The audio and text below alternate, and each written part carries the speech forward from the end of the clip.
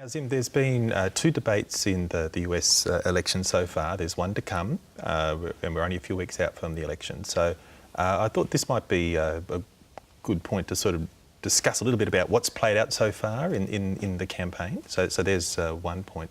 The other is, I suppose, to come back to a point you made earlier about you've said that the debates are important and that they can change a race, but who gets to decide who's won and lost in a debate, and what's been the sort of the verdict of the 2016 debates to date?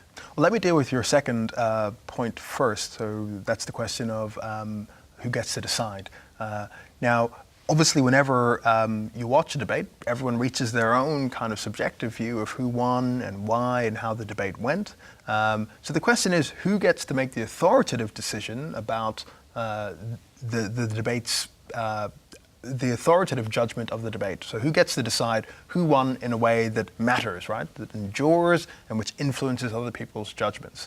And most of the research suggests that it's the media that play that role. So the pundits immediately after the debate, their judgment matters more than most other judgments. And obviously there's important qualifications on that point. So one important point is that the outlets will generally reach differing verdicts in a debate. So Fox, for example, will tend to be more praiseworthy of Republican candidates and more critical of Democratic candidates, while the opposite will be true of, say, MSNBC. But on the whole, the media are the decisive players in judging the debate and in producing the enduring judgment of the debates, the enduring verdict of the debate. All right. And what have we seen so far with these two debates? Can you give us a brief a recap of how they've played out? Well, clearly we have candidates who represent very different visions of America, and we've got candidates who also stylistically are polar opposites. But if we're going to try and tease out who won and why, it's crucial to bear in mind the location of the debate within the broader election campaign. Mm-hmm. And that's important because Hillary Clinton and Donald Trump have different problems to solve when it comes to sort of the debate and their campaigns. So for Hillary Clinton, on the one hand, the debate is a chance to keep things the same. She's in the lead. She's got a comfortable lead by most polls. And the debate, ideally, she'd like to sort of knock out Trump. But at a fundamental level, she just needs to ensure that Trump doesn't gain any ground on her. So if the race stays as it is, Hillary Clinton remains president. So she doesn't need to do anything drastic. Donald Trump, on the other hand, has a very, very different problem to solve.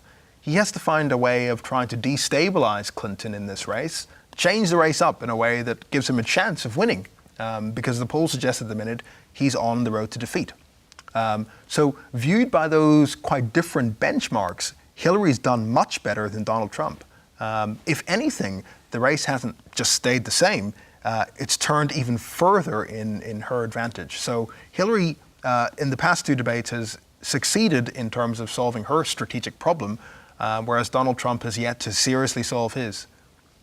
Yeah, well, my understanding is that the verdict of the first debate was that Clinton came out well in front, but the second one was perhaps a bit closer, but she probably still edged it anyway. Yeah, right.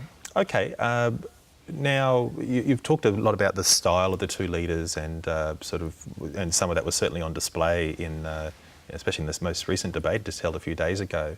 I wonder if we could talk a bit about substantive content, and in particular foreign policy, because foreign policy is that part of the president's job which really does affect the rest of the world.